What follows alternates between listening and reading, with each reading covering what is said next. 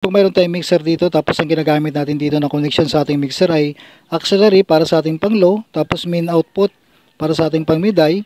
So, nabubukod yung ating volume dito, ano. So, dito idol, yung mga connector na ginagamit natin dito ay pang integrated amplifier lang, ano. Dual 6.35 to dual RCA. So, kung power amp idol, magbabago tayo ng connector.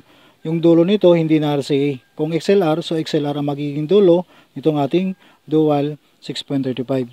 So, output, main output, ito yung gagamitin natin halimbawa sa ating pang mid high.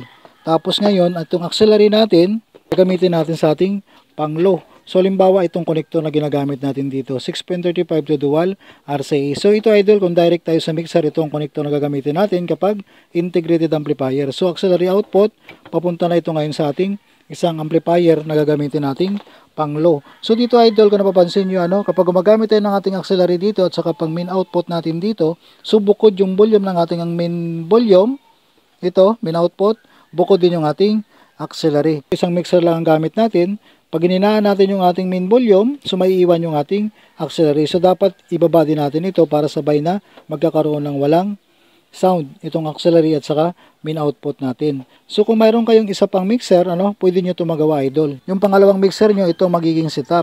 So, halimbawa, yung isang mixer natin, itong gagawin natin. Halimbawa, dito na yung ating source, microphone, dito na tayo mic input dito sa ating unang mixer or B8 sound card. So, ang connector na gagamitin natin dito, dahil B8 sound card ito, 3.5 to dual 6.35. So, monitor output.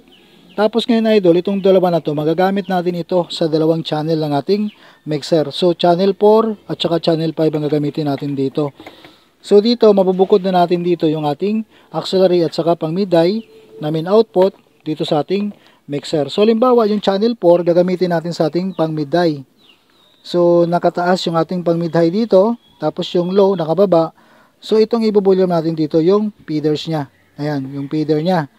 Tapos, yung channel 5, gagamitin natin sa ating auxiliary o ating pang low. So, nakababa yung ating pang mid high, nakaangat yung ating pang low. So, ang ibubulyom natin dito, idol, itong auxiliary. Auxiliary yung ibubulyom natin dito. Huwag itong feeder, dahil itong feeder, konektado dito sa ating main output. So, auxiliary yung ibubulyom natin sa channel 5 dahil ito yung ating auxiliary, yung ating pang low. So, ngayon, dito sa ating main volume, ito naman yung magkukontrol ng ating feeder. Ito. Dapat naka-volume yung main feeder natin. Tapos itong auxiliary natin, naka-volume din dapat yan. Para dito naman sa ating auxiliary na kung saan yung ating pang-low dito sa ating channel 5. So ngayon idol, sa ganyang setup natin, ano, wala na tayong gagalawin dyan. So dito na tayong gagalaw sa ating unang mixer or B8 sound card. So nandito yung ating music at saka microphone. Dito na yung control. So pag volume na natin dito, sabay natutunog yung ating auxiliary at saka main output.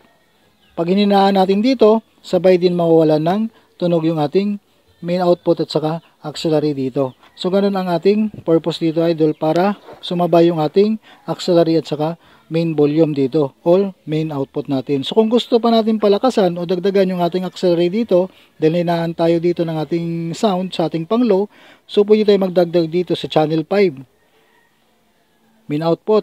Tapos yung gain dito sa ating channel 5. Dito konektado yan sa ating auxiliary dahil yung auxiliary volume lang ang nagkakaroon ng control dito.